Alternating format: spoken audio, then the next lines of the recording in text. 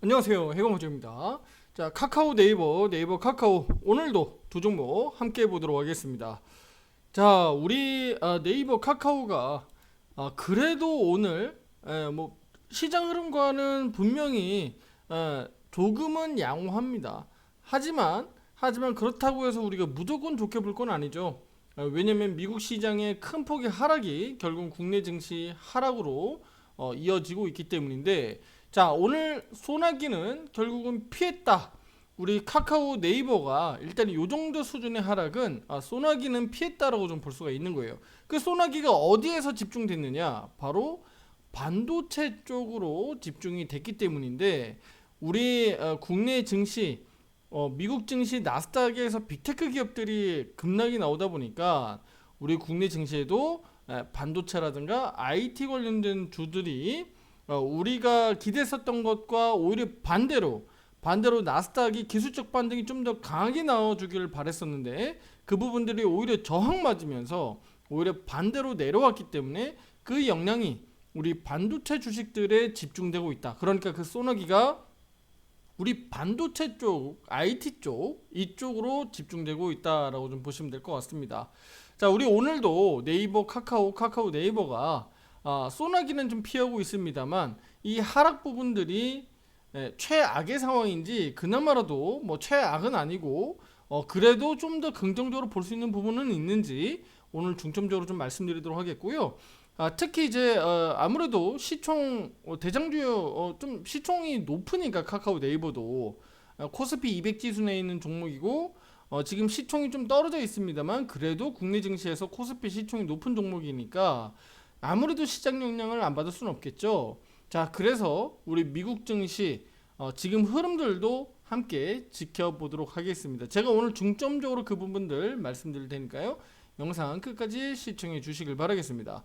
자, 우리 일단은 네이버 카카오 먼저 보기 전에요, 오늘 해외 증시 좀 먼저 보도록 할게요.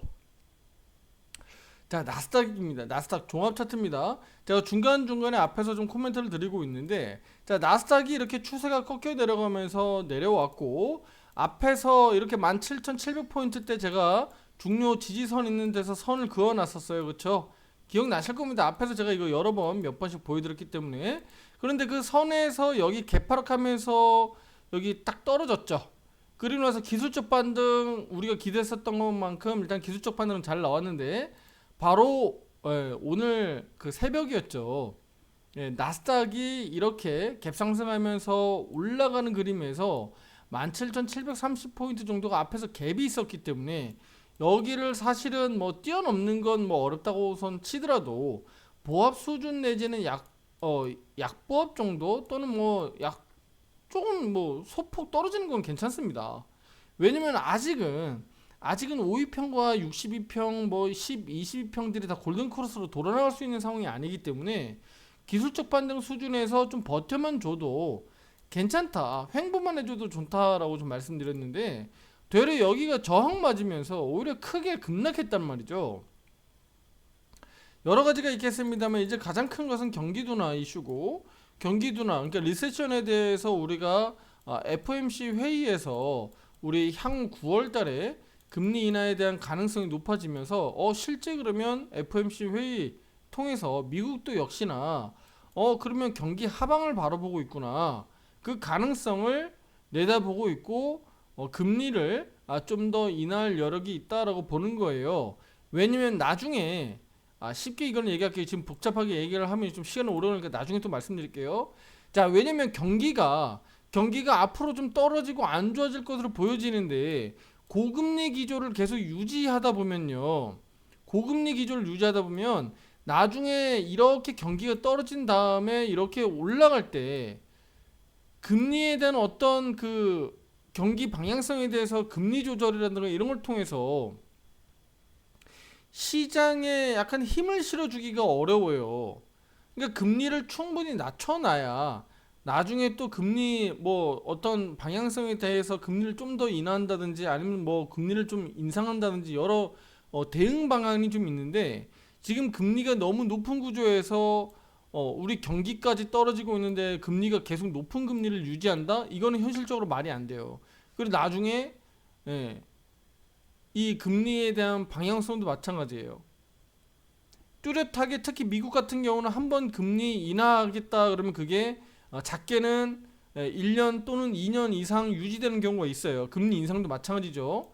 그러니까 지금 같은 구조에서 미국이 금리를 본격적으로 인하한다는 얘기는 네, 향후에 미국 증시 경기 둔화, 그러니까 미국에 대한 경기 둔화 이 부분들을 실제 향후에 금리 정책 방향에서 좀 더 우리 그 경기를 좀 방어하기 위해서는 지금부터 본격적으로 9월부터라도 금리 인하 정책을 좀 해서 실제로 우리 그 경기가 이렇게 둔화되는 것을 다소 좀 방어할 수 있는 방법을 해야 되겠죠. 그러기 위해서 금리 인하를 지금부터라도 선제적으로 하는 거예요. 그 얘기는 바로 뭐냐? 미국이 결국은 실제 자국의 경기 둔화를 인정하는 꼴이다. 제가 전에도 한번 말씀드렸지만 그 미국이 금리 인하를 하게 되면 국내 한국은행도 금리 인하를 하게 되고요. 전 세계 증시가 같이 이제 금리 인하하는 그 흐름대로 가기 때문에 그 흐름들이 결국 국내 증시에도 영향을 주는 거고 다 같이 경제가 한 몸통처럼 이제 움직이게 되는 겁니다. 그래서 그 부분들이 실제 증시에 얼마나 악영향을 주는지는 시장을 추세를 보면서 흐름을 우리가 좀 찾아가야 되는데 나스닥 지수 같은 경우 어쨌든 지금은 금리 인하에 대한 기대감들 때문에 주가가 올라가는 게 아니라 오히려 금리 인하에 대한 가능성이 높아지면서 주가는 오히려 떨어지고 있다. 그렇게 좀 보시면 될 것 같아요. 그래서 실질적으로는 9월 달에 금리 인하와 관련되어 있는 결정들이 좀 나오는 과정들, 그 과정에서 미국 증시가 좀 바닥을 잡는지를 좀 보셔야 될 것 같습니다. 그래서 그 상황들은 아직 한 달간 이상의 시간이 좀 남아 있으니까 그 부분들은 추후에 제가 또 상황들 보면서 말씀드리도록 할게요. 자, 그래서 단기적으로는 어쨌든 여기가 지금 저항을 확인했다라는 것이고 앞에서 지지력을 확보했었던 16,450포인트가 여기 하단에 있는데 이 선까지 조정 가능성은 언제든지 열어놓고 보시면 됩니다. 여기가 월간 차트상은 10개월선, 주간 캔들상은 여기 20주선 언더로 내려오는 가격인데요.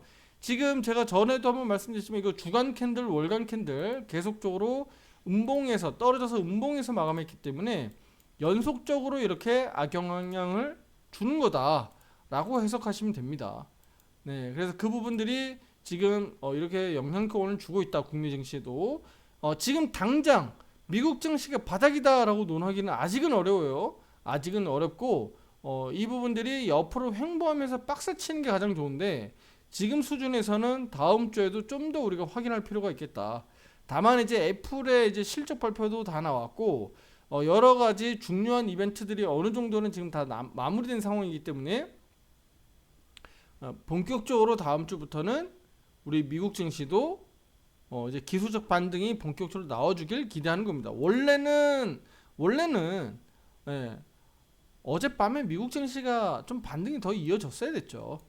이어졌어야 되는데 그 부분들이 실제 실망 매물로 많이 나왔다고 보시면 됩니다. 중국의 제조업 지표, 미국의 제조업 지표, 7월 제조업 지표들이 다 50 이하로 떨어졌잖아요. 실제 이 지표가 이렇게 나오다 보니까 거기에 일시적으로 이렇게 크게 하락했다라고 좀 보시면 될 것 같습니다. 네. 자, 그러면 이렇게 떨어지는 마당에 우리 국내 증시 대표적으로 우리 국내 증시의 빅테크 기업, 특히 삼성전자, 뭐 SK하이닉스 엄청나게 오늘 마이너스 10% 급락 나옵니다. 그러니까 수급들이 지금 여기에 쌍끌이 몰려 있는 거예요.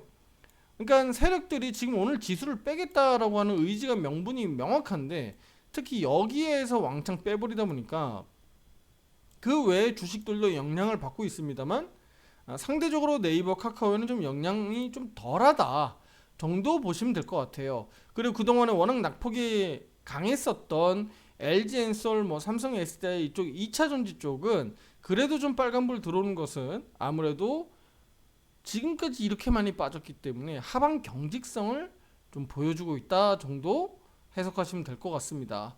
그래서 지금 우리 IT 반도체 주식들이 떨어지고 있는데 여기에서 우리 네이버 카카오가 지금은 좀 버티고 있다 정도, 소나기 정도는 지금 피하고 있다 정도 보시면 될 것 같아요. 자, 그러면 우리 네이버부터 먼저 볼게요. 최악은 피했습니다. 자, 지금 지지선이 원래 여기서 지지선을 제가 그어놨었잖아요. 자, 여기에서 지키면서 여기 지금 변곡점에 딱 다다랐으니까 올라가주면 참 좋은데 이게 또 반대로 떨어져 버렸어요. 그렇죠? 떨어졌습니다. 하지만 아직은 최악은 아니에요. 요 선은 요렇게 다시 그어놓으면 되는 거거든요, 투자자분들. 예, 이렇게 그어놓으면 되는 거예요. 한 단계 더 레벨 다운됐다 정도 보시면 되는 겁니다. 다만 지금 그림에서는 우리가 이렇게 버틴다고 해서 이게 좋으냐, 그게 아니라 단기 추세, 장기 추세가 어쨌든 아래로 하방으로 꺾여 있기 때문에 지금 네이버 입장에서는 좋은 건 아니다, 나빠졌다라고 봐야 돼요. 근데 대신에 최악은 아니다. 그럼 우리 다음 주로 가면서 우리 네이버는 어떤 걸 기대해야 되죠?